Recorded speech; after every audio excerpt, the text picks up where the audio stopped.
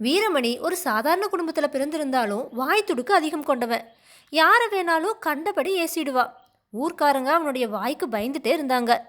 அவனுடைய மனைவியோ ரொம்பவுமே பொறுமைசாலி. கணவன் காரணம் இல்லாமல் ஏதாவது திட்டுனா கூட பொறுத்துக்குவா. ஆனால் வீரமணி தன்னுடைய மனைவி எல்லாவற்றையும் சகித்து கொண்டால் கூட வாய் துடுக்கா பேசுறது மட்டும் நிறுத்தவே இல்லை. இப்படி தன்னுடைய தங்கை தன் கணவன் கிட்ட பேச்சு வாங்குறத பார்த்து அவளுடைய அண்ணன் சம்பத்து வீரமணியை திருத்தலான்னு நினைச்சா. அதுக்காக ஒரு பயில்வானை அவன் வீரமணியுடைய ஊருக்கு அனுப்பி வச்சா. பயில்வானும் வீரமணியுடைய ஊருக்கு வந்து என் கூட குத்து சண்டை போட இந்த ஊர்ல யாராச்சும் இருக்கீங்களான்னு சவால் விட்டான். அதை கேட்டுட்டு இருந்த வீரமணி வழக்கம் போல, அடே அப்பா பயில்வானா, இந்த ஊர்ல குஸ்தி போடுறவன் யாருமே இல்லைங்கிறத முதல்லயே தெரிஞ்சுட்டு இந்த ஊருக்கு வந்து சவால் விடுறான் பாரு, இவன் கையால் ஆகாதவன், கற்பெருமைக்காரன்னு அங்கே கூட இருந்தவர்கள்கிட்ட எல்லாம் உறக்க சொன்னான். அது பயில்வானோட காதில் விழுந்துச்சு. உடனே அவன், யாரடா அவன் என்ன குறை சொல்லுறது, என் எதிரில் வந்து நின்று தைரியமாக சொல்லு பார்க்கலான்னு சொன்னான்.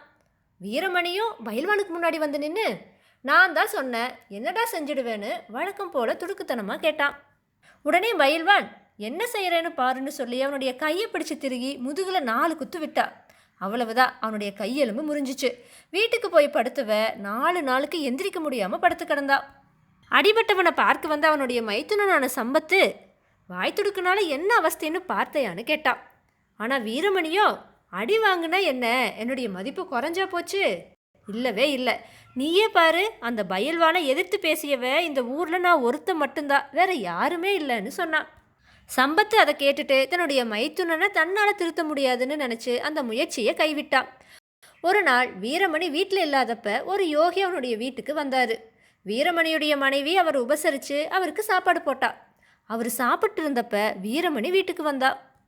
உடனே அவன் யோகியை பார்த்து, இந்த மாதிரி சாப்பிடவா காவி உடைய போட்டுட்டு ஊரை ஏமாத்திட்டு திரியிற, உன்னை போன்றவங்களை நடு சந்தியில் நிறுத்தி குதிரை சவுக்கால 4 வாங்கணும்னு சொன்னான். இதை கேட்ட யோகியோ, நான் எல்லோரையும் ஏமாத்துற கபட சன்னியாசி கிடையாது, சக்தி வாய்ந்தவ, இதை முதல்ல தெரிஞ்சுக்கப்பான்னு சொன்னார். உடனே வீரமணி, ஓஹோ, அப்படி உங்ககிட்ட என்ன சக்தி இருக்கிறதப்பா காவி வேட்டின்னு ஏளனமாக சொல்லி சிரிச்சான். மறு நிமிடமே யோகி ஏதோ மந்திரம் சொல்லி கையை ஆட்ட அவர் அணிந்திருந்த காவி உடைகள் அரசனுடைய உடைகளாக மாறிச்சு. அதை பார்த்த வீரமணி திகைச்சு போனான். யோகியும், இப்போதிலிருந்து நீ யாரை திட்டுனாலோ அது அவனுக்கு வாழ்த்தாகவே மாறும்னு சொல்லிட்டு அங்கிருந்து போயிட்டாரு.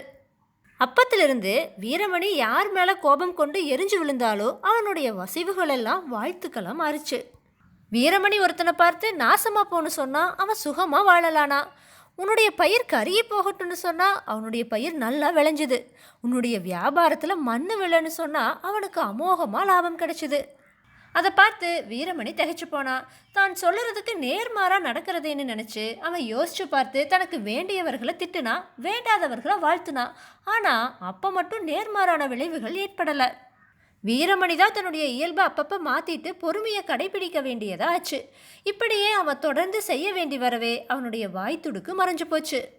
இந்த மாறுதல் அவனுடைய மனைவிக்கு மட்டற்ற மகிழ்ச்சியை கொடுத்துச்சு. வீரமணியுடைய வாய் துடுக்கும் போய் எல்லாரையும் போல அவன் ஆகிட்டான். வேதாளம் இந்த கதையை விக்ரமாதித்தன் கிட்ட சொல்லி, மன்னனே, வீரமணி யோகியாரின் சக்தியால் மாறியது தெளிவாகிறது. அவர் கூறியபடி வீரமணி திட்டியதற்கு நேர்மாறாக நடந்ததால் அவனுடைய வாய் துடுக்குத்தனம் எப்படி போயிற்று? இதற்கு சரியான விடை தெரிந்திருந்தும் நீ கூறாவிட்டால் உன்னுடைய தலை சுக்கு நூறாக வெடித்து விடும்னு சொல்லிச்சு.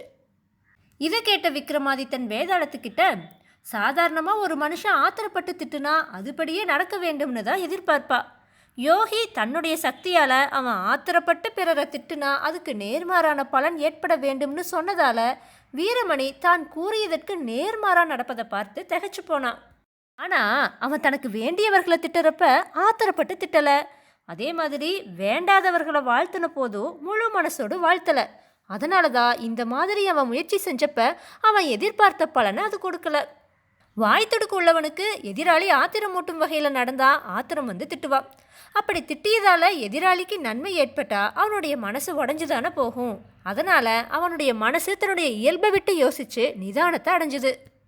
இந்த மாற்றம் கொஞ்சம் கொஞ்சமாக வீரமணியோட மனசை மாற்றி நாளடைவில் எல்லா மனிதர்களும் நடந்து கொள்வது போல பொறுமையை கடைபிடிக்க செஞ்சதுன்னு சொன்னான்.